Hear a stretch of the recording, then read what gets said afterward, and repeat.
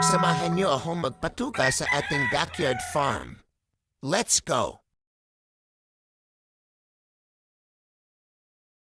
Una dapat kunin at linisin natin ang mga patukaan. Alam niyo ba na ang paglinis ng patukaan ay isa rin na matuturing na maintenance? Yan ang sabi ni Lolo. Dapat pag magpapatuka tayo, sakto lang ang dami at hindi sobra o kulang.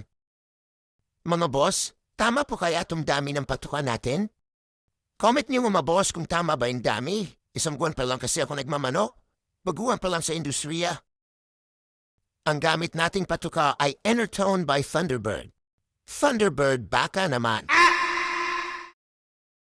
At ayan na nga, ibibigay natin isa-isa sa mga nokis natin mga bossing.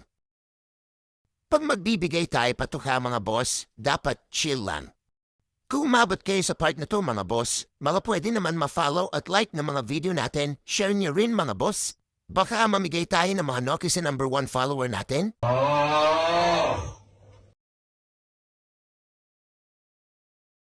Ito naman yung mga nakasalang natin mga boss.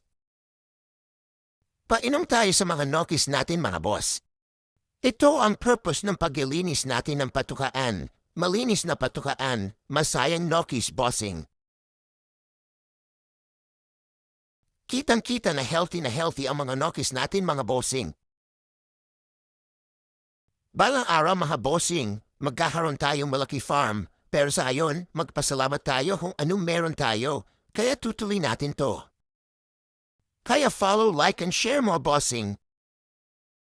Mga bossing, pag may mga tips at advice kayo, comment nyo lang para mas matuto tayo.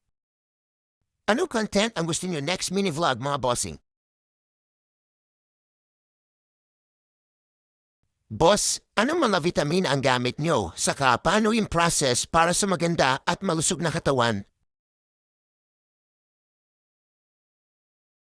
So paano ba yan mga bossing? Diyan hayo kita hits? Keep safe.